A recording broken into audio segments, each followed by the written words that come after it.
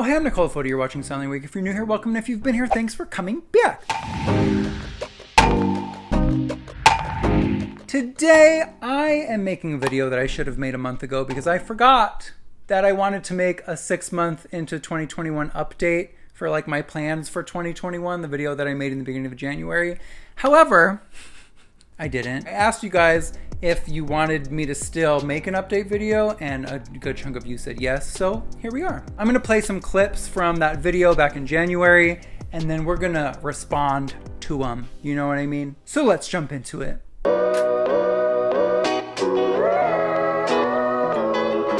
A bunch of you guys know that I've been studying Spanish since late August, and I made a ton of progress, but recently I feel kind of stuck, or maybe frustrated is a better word, because I thought that by now my speaking level would kind of catch up to my reading level, and so I thought I was stuck in a plateau, and maybe I was.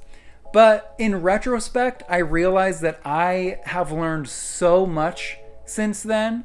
Like, okay, maybe I can't speak as quickly as I want to, and like words don't automatically come into my brain as quickly as I want them to. But I've realized that like it really does take time, and it's just an ongoing forever process. Like whenever I feel like I'm not learning fast enough, I just have to remind myself like, hey, you didn't even learn English in a year, so let's, you know, give ourselves a break.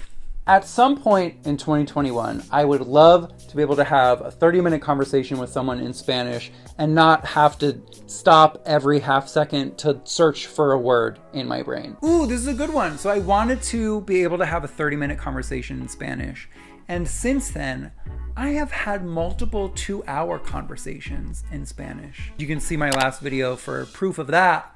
My baseline challenge. I took 50 plus hours of Spanish lessons in June, and some of those lessons were 2 hours long, and I was speaking Spanish the whole time. While it was going on, I'm like, oh gosh, I'm struggling, like I'm speaking so slowly, this is so frustrating. But really, like now that I see that clip, I'm like, okay, wow, I couldn't even have a 30-minute conversation. So yeah, wow, making videos like this is really great for perspective because I didn't realize I couldn't have a 30-minute conversation in Spanish back in January. Hello? I talked to a lady. Okay, let me tell you a quick little story. I told you guys about a story where I was in TJ Maxx and I had a Spanish conversation with the cashier. But this time, this was like a week ago, I was in line at Ross. And there was a woman in front of me in line. It was a super long line. And she was like, can you hold my spot? I gotta go get something and come back. And I was like, sure. So the line was moving really fast, and I was like almost up to the front by the time she came back. So she came back, and it was like, she was the next one in line. And she's like, oh my gosh, I was looking for you and I thought you left me. And I was like, oh, no. And then I said, ¿hablas español? And then in retrospect, I was like, should I have said habla español because she was older than me, and like it was hablas too informal? Was that bad? Hispanohablantes, déjame saber. Pero, yeah, so I was like, hablas español? And she said, sí. So I was like, la línea se mudó muy rápido. And she was like, oh, ¿de dónde eres? And I was like, oh, Nueva Jersey, pero vivo en Los Ángeles ahora. And she was like, no, like she meant like, where am I from, like ethnically? And I was like, oh, soy italiano, pero no hablo italiano, pero estoy tratando de aprender el español. And she was like, oh, and then I returned the question back to her, and I was like, ¿de dónde eres? And then I realized now I probably shouldn't have said eres again. I probably should have said, ¿de dónde es usted? Sorry. And then she was like, soy peruana. And I was like, oh, me encanta la comida peruana. And I mentioned chaufa.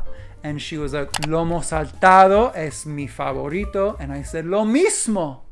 And that was it. And then she went and bought her stuff, and I never saw her again. But you get the point. I also want to make things harder for myself in 2021 with a potential greater reward by also studying Mandarin. I've said it out loud. I'm bound to my word. Whew, my goal for Mandarin in 2021 is to refresh all of the beginner stuff that I learned in college and to finish these 2 Chinese workbooks that I have. Like, I just want to be able to say more than just 我会说一点中文，可是我说的不好.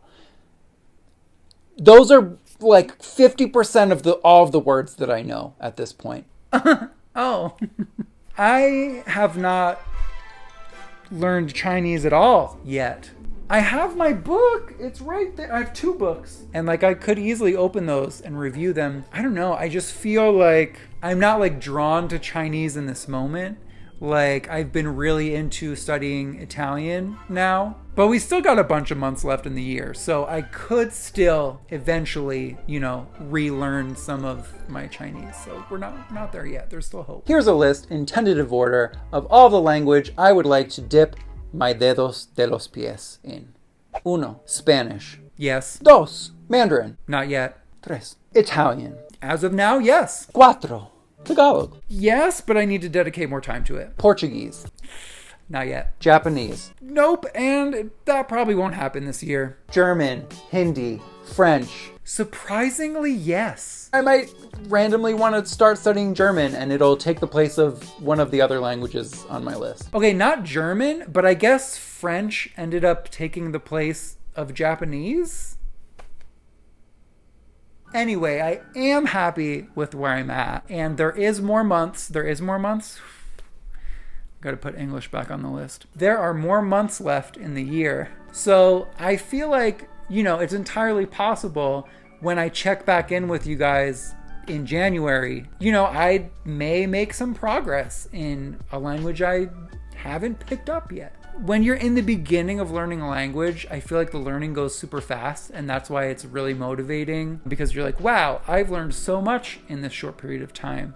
And then once you get into like a little bit of the harder stuff, or like you want to form longer sentences or try to get your ideas out in a more timely manner, and it gets frustrating, that's where like a little bit of the demotivation comes in. So all of that to say, I could absolutely start learning Portuguese in like October and then be able to say a few sentences by the end of the year. So we're not crossing any of these boys out, you know what I mean?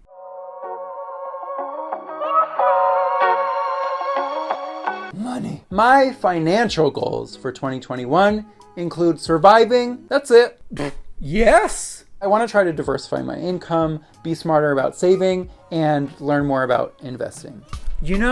I've actually been really good on this one too. I have been regularly using apps like Acorns and Capital, and I'll put the links to those in the description box below if you're interested in checking them out. I think we both get $10 if you use my link, or maybe 20. If you click the link, it'll tell you like how much you'll get if you use my link.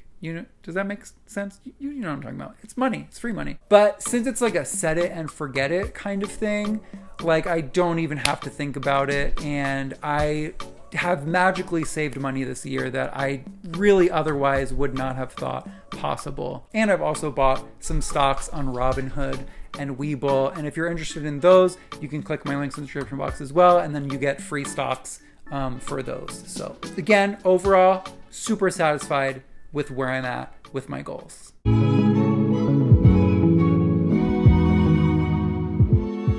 2021, I don't have any numerical goals for my YouTube channel. If I reach 400,000 subscribers, that would be wonderful, but I am not convinced that it is necessarily a helpful goal to have. So what I would really like to do is just make more stuff. I feel like I've been in a haze for a super long time on what exactly I wanted to do.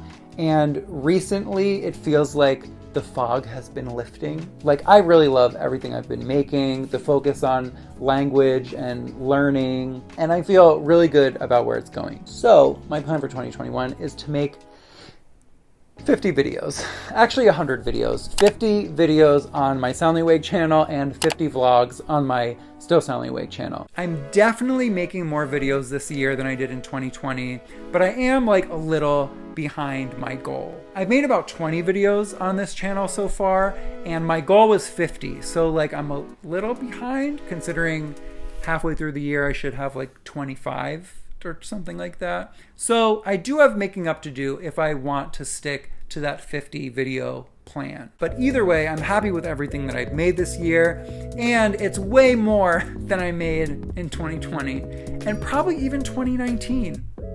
Honestly, like, I think I've been the most productive, like in the most, I guess, creatively fulfilled than I've been in a few years. So that feels really good. As far as weekly vlogs, I've only missed 1 week so far.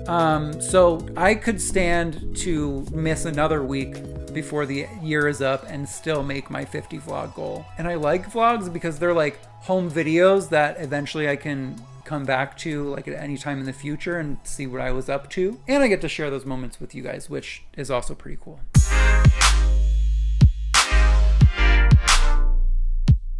So 2020 being the year that it was, the pep wasn't exactly in our step, if you know what I mean. So my goal for 2021 is to be more active. I had more than enough injuries last year due to my own inactivity. And I would really like that not to happen anymore. I've been stretching every single morning. It is a part of my morning routine now. On days that I forget to do it, I feel like I've missed something important in my life. When I tell you, I am the least flexible person I have ever met.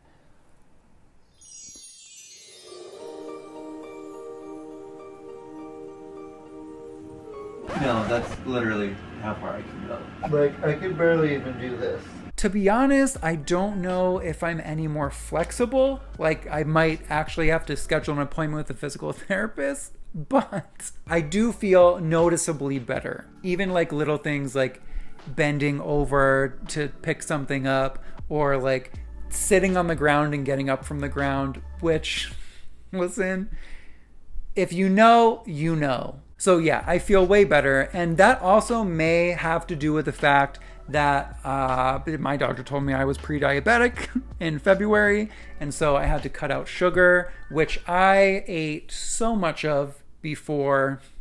And I've definitely been going on more long walks, which was in my plan. But I think all of these things combined also helped with my anxiety a lot. Like, I haven't had a panic attack since last August. It's wild how just like a handful of tiny changes can make such a huge difference. Sometimes when I hear people say things like that, at least in the past, I would be like, you know, kind of like roll my eyes territory. I'm so sorry. I don't know if it was just me being cynical or what, but like when people would talk about like, I don't know, things that seemed too easy or like too good to be true in that way, like, oh yeah, make sure you're getting the nutrients you need, or like, try not to eat so much sugar, or try to stay active and like don't lay on your couch for 12 hours a day and watch Superstore, because I definitely haven't done that this past 2 weeks. And you'll feel better. Like, it will have a positive effect on your well-being. I don't know what it was. Why was I so anti that? It wasn't even that I was anti that. It was just, I guess it was just like, oh, like it's too good to be true. And also like the meme of people saying like the answer to all of your problems is to drink more water. You know what I mean? But it really is like a combination of all these little things that I think contributed greatly to me feeling as good as I do right now. And I just don't think I would have believed it unless I did it. So, I mean, I'm just imagining anyone listening to this, like with the same mindset that I had, like hearing me say those words and literally rolling your eyes. And I get it. So I'm not mad, but I felt like it was an important like update on my, my outlook, I guess. But that's all I have for you today.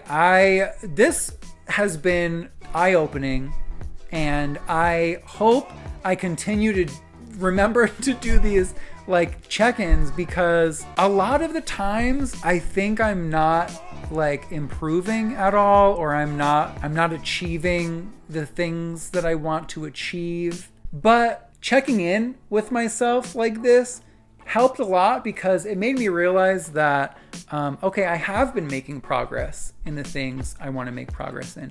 And it's kind of like revitalized my motivation to keep going. It's like a sense of accomplishment while being in the middle of the task. Thanks for watching this video. If you want to check out my Patreon, it's patreon.com/soundlyawake. And if there's anything that you want me to make a video about or like suggestions, I'm open, you know what I mean? And I will see you very shortly with a new video. Okay.